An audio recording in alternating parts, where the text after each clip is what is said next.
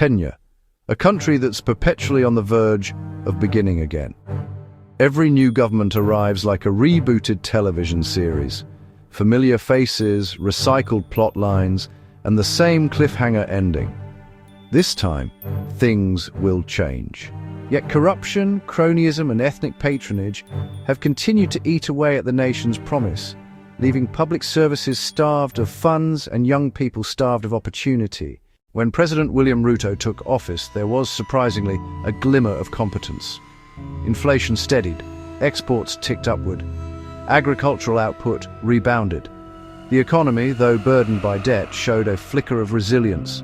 But as the numbers improved, the mood soured.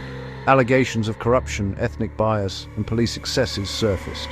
And then came the political divorce. Ruto and his deputy, Rigathi Gachagua, a partnership that began in triumph and ended in televised bitterness.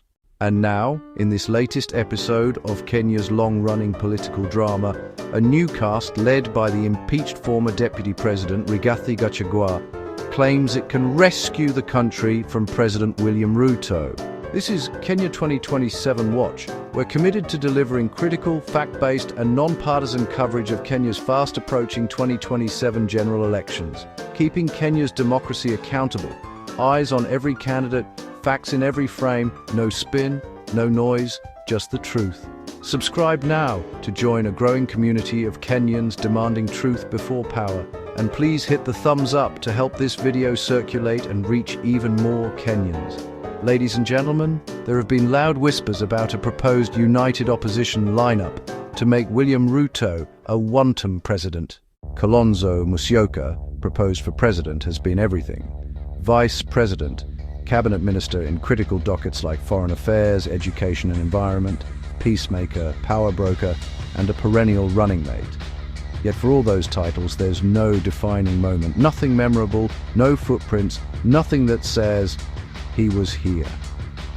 His political philosophy appears simple. Wait long enough, and destiny will eventually give up resisting you as a serious presidential candidate. George Natembeya, the no-nonsense administrator turned Mulembe Renaissance Tawe crusader, proposed for deputy president, now finds himself accused of the very vices he vowed to eradicate. Kenya has seen this story before. The reformer who, upon arrival in power, reformats the meaning of integrity. Fred Matiang'i once symbolized competence, from cleaning up national examinations to bringing a rare discipline to public service.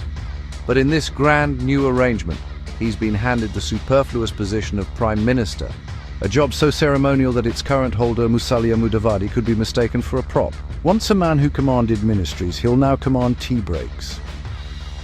Eugene Wamalwa, the proposed Speaker of the National Assembly, has served in nearly every docket available: justice, water, devolution, defense. Yet his legacy is a string of half-finished projects, the most infamous being the Gulana Kulalu irrigation scheme, an ambitious idea that collapsed faster than a government promise after elections. Martha Karua, respected, articulate and ever oppositional. She has fought every battle, in every camp, for every cause.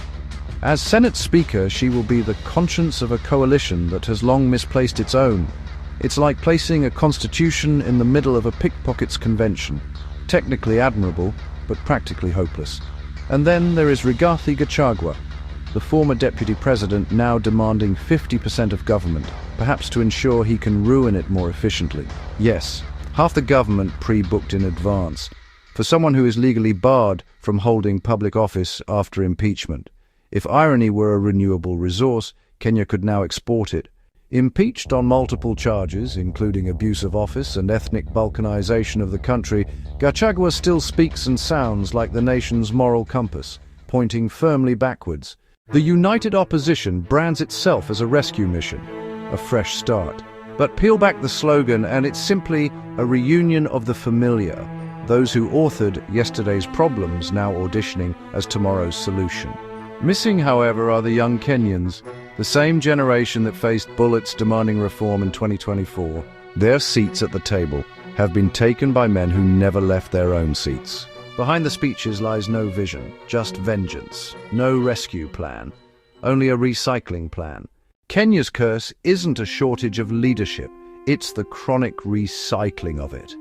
Kenyans treat politics like hand-me-down clothing, frayed, ill-fitting, but stubbornly reused. And so, here they are again, sold another vision of a new beginning, but by the same cast who wrote the ending last time, Ust. If this is the alternative, then Ruto's tenure might soon be remembered not as the problem, but as the pause before the encore. So, Kenyans, be warned. The promised rescue may simply be the return of everything you were running from. A recycled set of confidence tricksters waiting for another turn on the gravy train.